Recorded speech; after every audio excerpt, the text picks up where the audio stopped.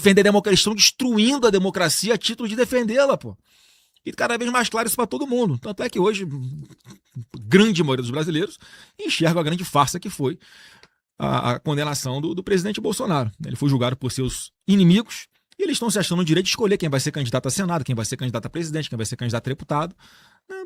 Porque eles se acham no direito de decidir pela população. Então isso está longe de ser uma democracia. Isso significa que, então, vamos chamar aqui de teus inimigos políticos, eles têm, então, pelo que está falando aí, um certo, não vou chamar de apoio, mas uma certa vantagem, em alguma medida, por conta também não vou chamar os caras de aliado do Lula ou do PT, mas vou dizer que com certeza tem algumas ações ali que elas parecem, para nós, pender mais em geral para um lado. Isso aqui não é nem puxando o saco de ninguém, é só, se tu ficar olhando, tu vai ver que os caras em geral pegam mais no pé dos bolsonaristas, né?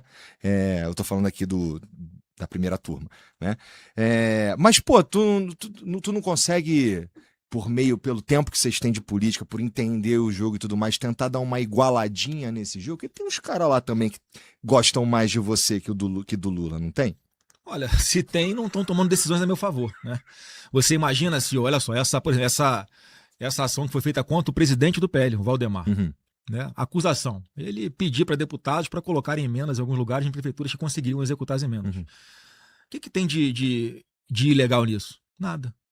Bom, na minha opinião, não tinha que existir essa porra dessa emenda. Não, mas outro assunto. Esse é um outro assunto. Existe total. a emenda, não tem nada de ilegal, não tem corrupção, não tem nada ali que justifique fazer uma busca, apreensão, bloquear bens do presidente do maior partido de direito do Brasil.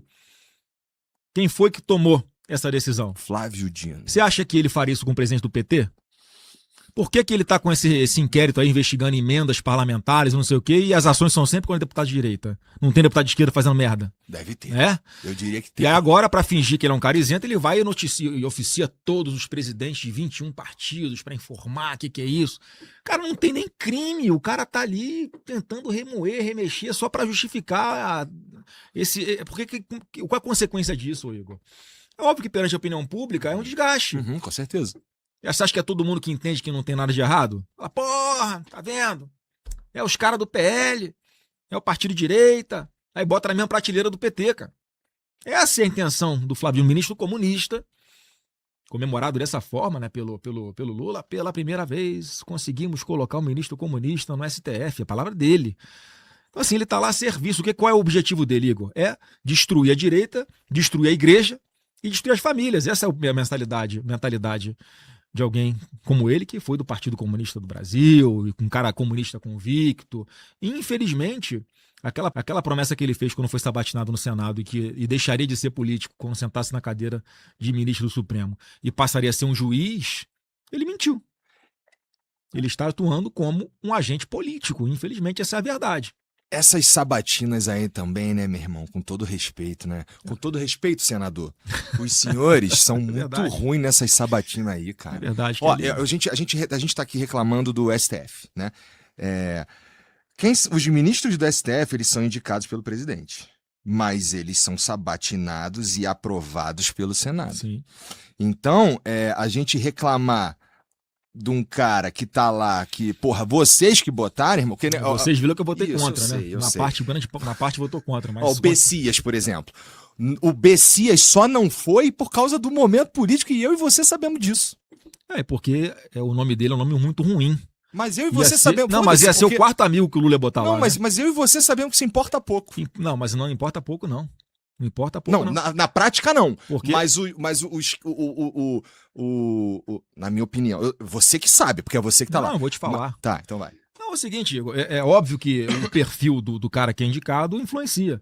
O Flávio Dino quase que não passa.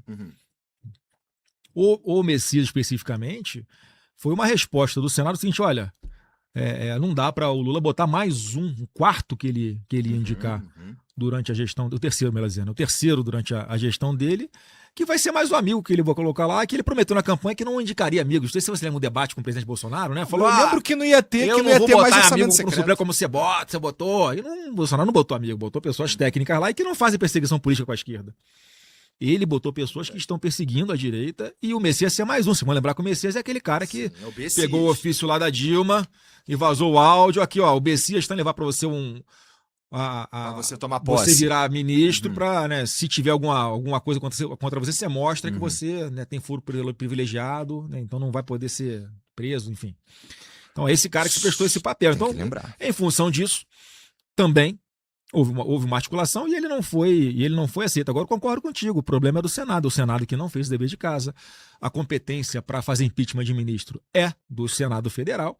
Só que, mais uma vez, ali são 81 senadores e tem de tudo, cara. Eu Menos sei. quem não teve voto. Todo mundo que está ali teve voto. Verdade. Então, por isso que eu falava já, Igor, há 3, 4 anos, quando começou a perseguição, mais, né? Quando começou a perseguição contra meu pai, e eu tentava fazer essa interlocução com o ministro do Supremo, Uhum. né, para mostrar o nosso ponto de vista, falou, cara, o caminho não é esse, a gente teve voto, ele foi presidente da República e tal. Eu falava, vocês vão acabar fazendo o seguinte, nas eleições de 2026, lá na frente, impeachment de ministro vai ser a pauta principal da eleição. E não deu outra, cara, verdade. totalmente previsível. Hoje, uma parcela grande da população que está nos assistindo, na hora de escolher um senador, nessa eleição de outubro, vão escolher 2 por estado, vão querer saber se ele é a favor ou contra o impeachment do ministro Alexandre de Moraes. Vai ser um critério para o eleitor escolher o seu candidato ao Senado. Isso é legal? Cara, não acho legal não, mas assim é necessário. Chegou num ponto Não, que, a gente não que o constrói as coisas desequilíbrio, pra ser que o assim, desequilíbrio de poderes É. assim é tão grande que todo mundo sabe que hoje tem que ter uma quantidade de senadores dentro da Casa Senado Federal que se proponha a fazer impeachment do ministro Alexandre de Moraes. A culpa é da direita? Não, a culpa é das próprias decisões absurdas e atrocidades que ele vem cometendo ao longo do tempo e descumprindo a Lei 1079, que é a lei que dita quais são os crimes de responsabilidade que podem ser imputados a ministro do Supremo Tribunal Federal. E ele tem vários, atuação político-partidária, ele não se declara suspeito para julgar um processo quando ele deveria se julgar suspeito. São assim, crimes objetivamente ele cometeu crimes de responsabilidade. Ele só não sofre um processo de impeachment porque, primeiro, não é pautado pelo presidente da casa e, segundo, que não tem os 54, não teria os 54 votos que são necessários para concluir o impeachment. Né? Eu, independente de ter ou não ter 54, eu sempre fui favorável, assinei alguns pedidos de impeachment, inclusive o dele, deveria ser pautado e o plenário decide, mas o atual presidente da casa não pensou assim. Então, olha a importância das eleições desse ano, porque não apenas temos que ter uma quantidade, mas, ô Igor, em função da expectativa que eu tenho de que a de centro-direita terá uma maioria ainda maior, uma quantidade ainda maior de representantes, tanto no Senado quanto na Câmara, a chance de termos, por exemplo, um presidente do Senado Federal que se disponha a pautar o impeachment dele é muito maior, porque isso virou uma pauta nacional, infelizmente, mas virou uma pauta nacional e que eu acho que vai acabar acontecendo em 2027.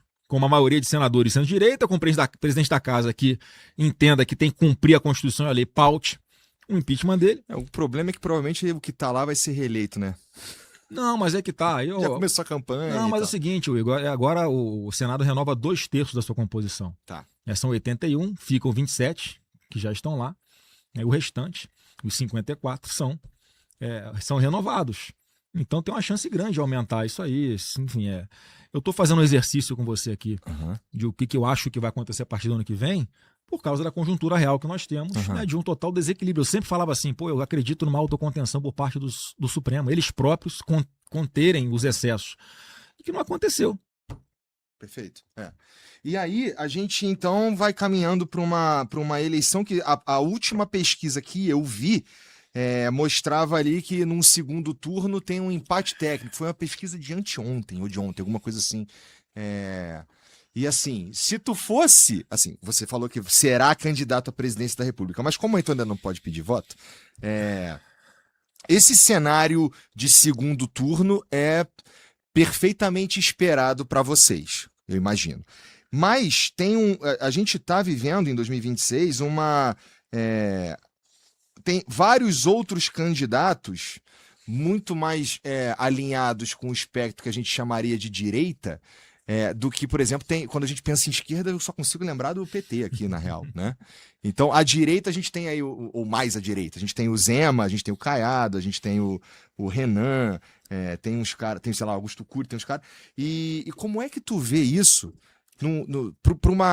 pra direita que tu tá chamando de direita, ganhar do PT, não era melhor que todo mundo tivesse junto? Só que isso é impossível, né? Como é que funciona para esse lado aqui essa interlocução com essa, vou chamar de direita fora do bolsonarismo?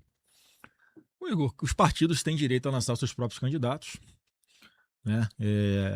Eu respeito muito todos eles que estão com os nomes colocados, né, dos seus partidos. Agora, eu fui um grande incentivador da pré-candidatura de alguns deles. Uhum.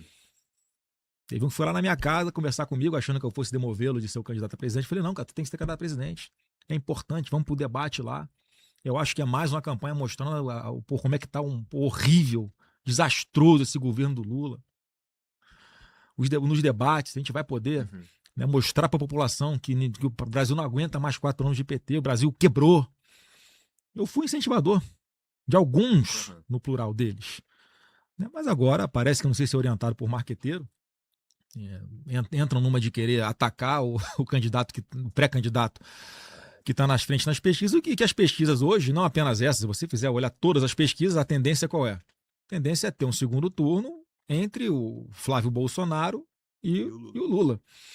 Né? Com, assim, já a quantidade de pancada que eu já sofri, a quantidade de boicote, a quantidade de, né, enfim, todo mundo atirando, né, contra o Flávio Bolsonaro. A gente está aqui, cara, com tudo que o governo já gastou, mais de 200 bilhões fora do arcabouço fiscal, já gastou 4,5 bilhões só esse ano de propaganda, tentou aumentar a quantidade de pessoas que recebem programas sociais, cara, fez de tudo. Ele quebrou, o Brasil tá quebrado na mão do Lula. Ele para tentar se reeleger. Ele tira, ele bota, né? Ele é um tá achando que o povo brasileiro é otário, né? Mas já passou essa fase que ele conseguiu enganar o povo brasileiro, né? Com a internet hoje. Então, assim, mesmo assim, a gente tá com essa força toda, né? Se você olhar pelas pesquisas todas, aí há um empate técnico, alguns botam numericamente na frente, outros botam ele numericamente na frente, mas todas praticamente apontam para essa disputa acirrada e que, assim, a preço de hoje, Igor, não adianta querer atirar em mim achando que vai ultrapassar o Flávio Bolsonaro, que vai para o segundo turno com o Lula. Não é isso que é o cenário que está posto, né? Não estou com toda a humildade aqui, o que as pesquisas mostram. Há uma marca muito consolidada que foi construída por todos nós. O presidente Bolsonaro deixou, não foi não só uma marca, deixou um movimento, deixou, né, princípios, ideias, deixou exemplo. A situação que ele está, milhões de pessoas ficam ali sensibilizadas com a covardia que estão fazendo com ele. E como ele passou o manto dele para mim, para eu ir para essa disputa, já que ele não pode ir, as pessoas estão seguindo quem tem credibilidade, que é o Jair Messias Bolsonaro. Então, assim, óbvio que eu não vou ficar aqui atirando em todo mundo, não vou ficar. Porque na minha cabeça de verdade, eu sei que mais cedo ou mais tarde a gente vai ter que estar junto contra o PT. Então não faz sentido a gente atacar um ou outro no espectro da centro-direita pensando em poder, pensando em que vai para o segundo turno. Tem uma missão muito maior de todos nós, uma responsabilidade muito maior de todos nós com o país. Porque quando eles começam a atacar alguém que claramente tem todas as possibilidades de ir para o segundo turno com o Lula, eles estão desgastando a mim.